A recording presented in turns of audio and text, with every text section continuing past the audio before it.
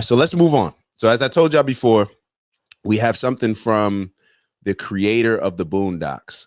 Creator of the Boondocks. You know, we talk a lot on this show as far as how media impacts us and the significant role that media plays in whether it's propagandizing us, manipulating us, programming an algorithm for us.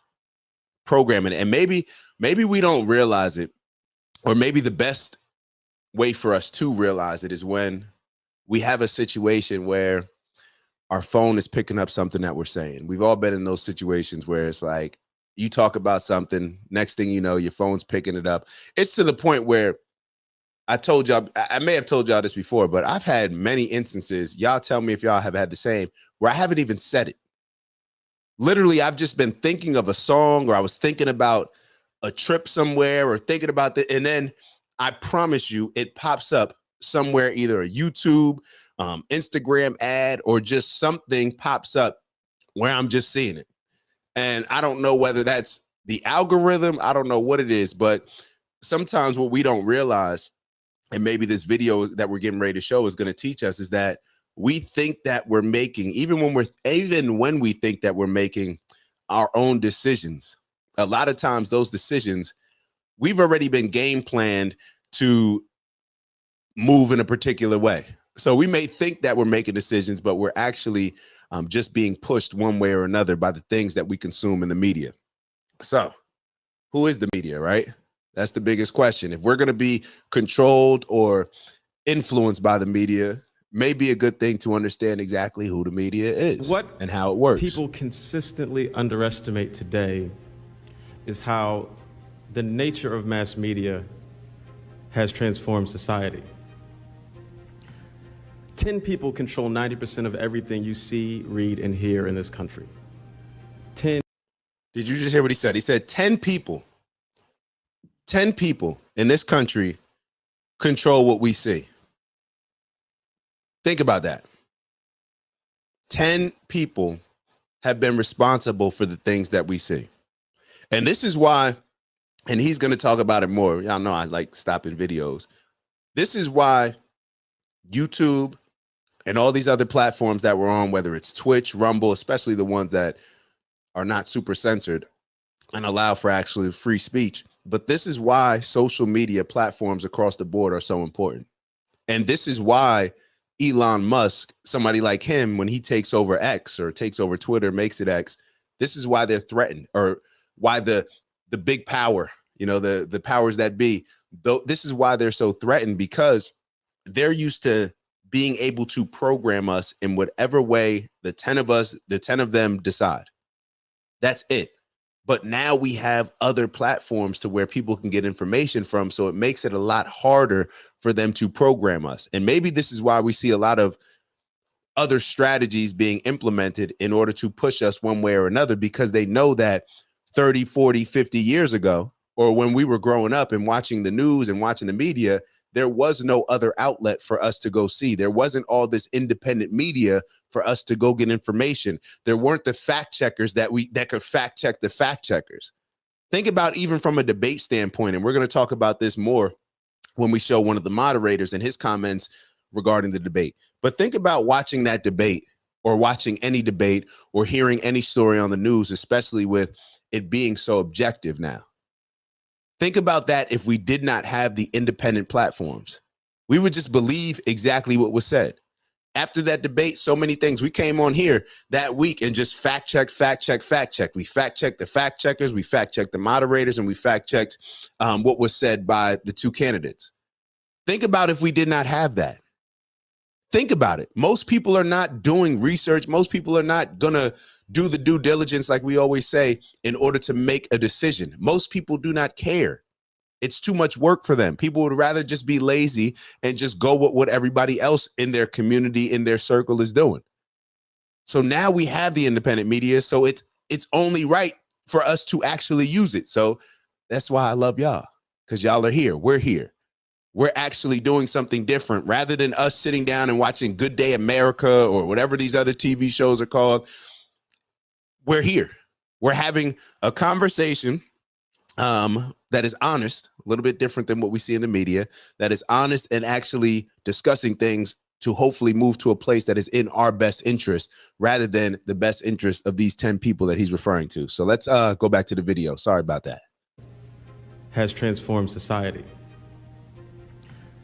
10 people control 90% of everything you see, read, and hear in this country. 10 people. And they want to tell you that Cuba has state-run media. 10 people. Who are those 10 people? Well, you can look them up. They're not hard to find. That, in and of itself, is problematic. When you consider that these 10 people all need permission from the U.S. government in order to have licenses, in order to buy other corporations, in order to do all the nefarious things they like to do. We live in a completely different era where information is more tightly controlled than it has ever been in the history of this country. When we're on the verge of the Iraq war, no, actually after the Iraq war started, some 400,000 people march in New York City, and they don't even get on the news. First thing to remember is that. And to his point, I want to go back to this point where I know he said that things are more tightly controlled, but I want to go before that. When he's talking about these companies needing permission, this goes back to the follow the money. So you have these 10 powerful people, but they have to work. They may need some of the politicians. They're doing deals together. They both need each other, right? It's the money needing the person who's going to be the puppet to go on TV and say certain things. It's the government needing to have a partnership with a lot of these media companies in order to push that particular party's agenda and to make sure that a news station is looking at them in a favorable way and reporting news in a favorable way. And we're going to talk a little bit about that as well. That is why we don't hear about certain things, why we don't hear about certain things on certain platforms, but on other platforms, we may hear it, and vice versa. Give you an example, Mark Zuckerberg. Mark Zuckerberg coming out, we already talked about this. It still is amazing to me. It still is amazing to me how, one, that was not asked at the debate, and how, two, it's not even a question that people even bring up anymore. I'm upset that Trump didn't even bring it up at the debate. Here you have Mark Zuckerberg, the first person, in my opinion, to really take social platforms to the next level. I understand that we had MySpace and some other stuff, but when he came on the scene with Facebook, it completely changed everything. The amount of people that he can influence with censorship or free speech, it may be the biggest influence of the platform where we're able to express ideas the most in this country. And then when you have him coming out and saying that, hey, I was bullied by the government to censor certain things that did not line with that particular group's agenda, and it's said and nobody speaks on it, we have to question that. We have to question the objectivity or the bias of whatever news station, whatever outlet that we're looking at, if they're not even reporting on this, if they're not even asking about this. Think about that. We're over here making decisions about whether or not to get the shot during 2020, and people are still making those decisions now. I've spoken to people in my family where they're still questioning, like, hey, am I going to get this vaccine? Am I going to get this one? Am I going to get the 2021, the new one that they're pushing? And still, you can't go back and correct the things that happen there, because it's almost just like the debate. I think we're going to hear that over 70 million people tuned into that debate.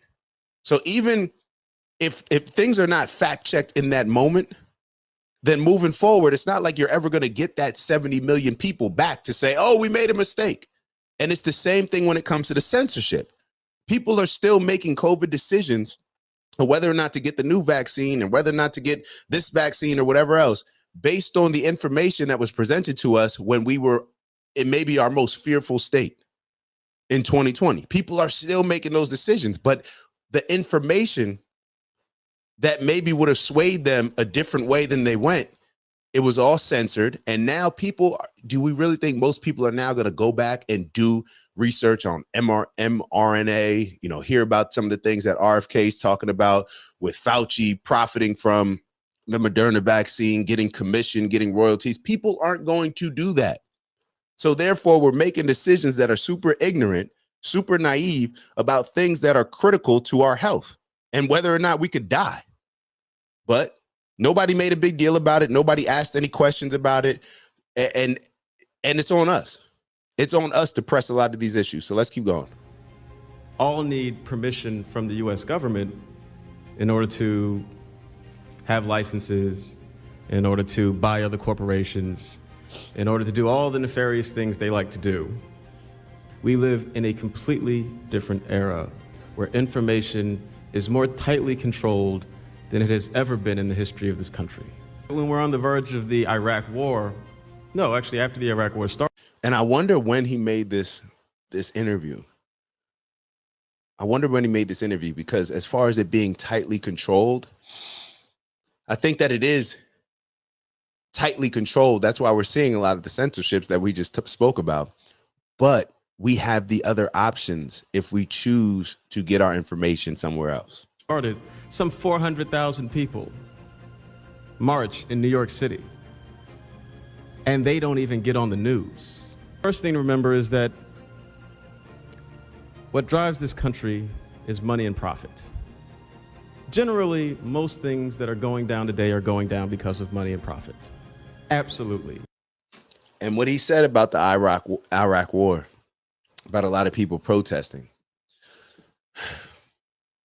they're only going to show certain things. Only going to show certain things. There are only certain things shown, even when it comes to some of the wars that we're involved in right now. There's only certain things. There's only particular narratives with Israel and Palestine that are shown. There's only particular narratives maybe with Russia and Ukraine. A lot of these things that we're involved in.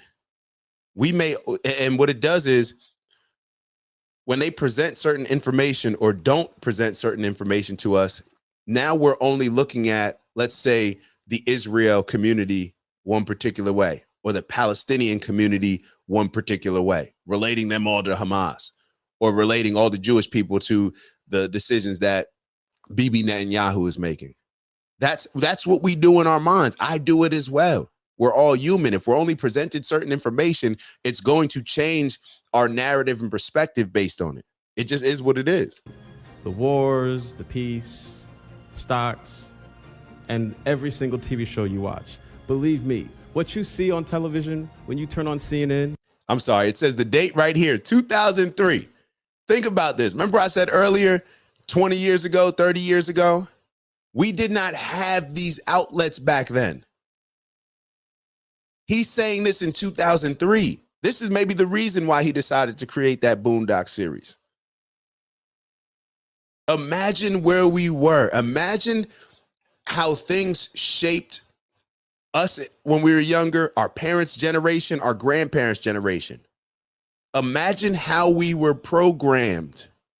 Now is the time where he's talking about in 2003, they had a tight grasp on what was being put out to us. Now things are obviously, they try to control it, but you can't.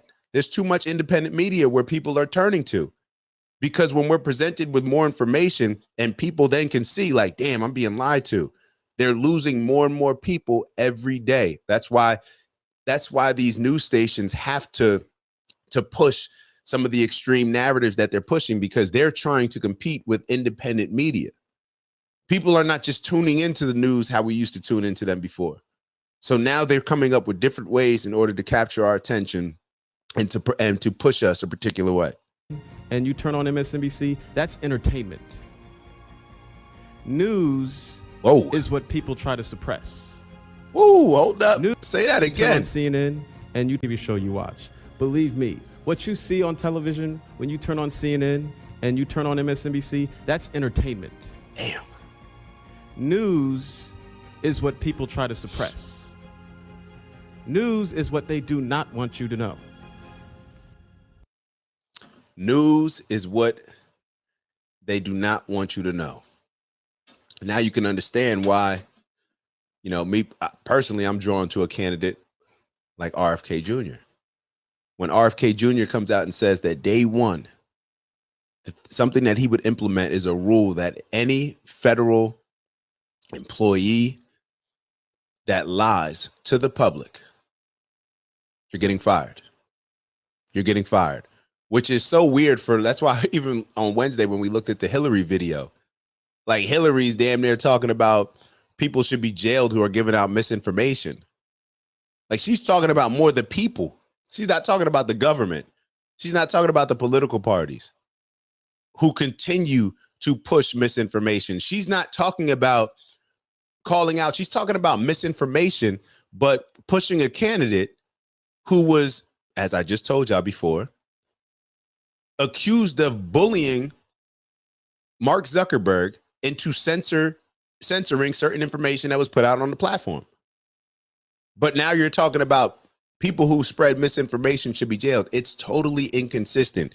These people are so nervous. The people that are in power are so nervous because when you have platforms, when you have the capability to have a platform like we have, when you have a platform like Valuetainment, when you have a platform, I don't care whether it's extreme left or extreme right, when you have those platforms and everything else that falls in between, it allows people to go seek their own information. And that is why you see the craziness more and more when it comes to the news. All right, so we're going to move over to the story on the Teamsters with not giving their support to any candidate. It's Dak. Just want to thank you for checking out our video and visiting the OG Network. If you enjoyed the video, please make sure that you give us a like. And if you're looking to join a community of inspired individuals striving for purposeful abundance, subscribe. And if you're feeling real generous, share the video with some friends and family. All right, I'll see y'all soon. Ew.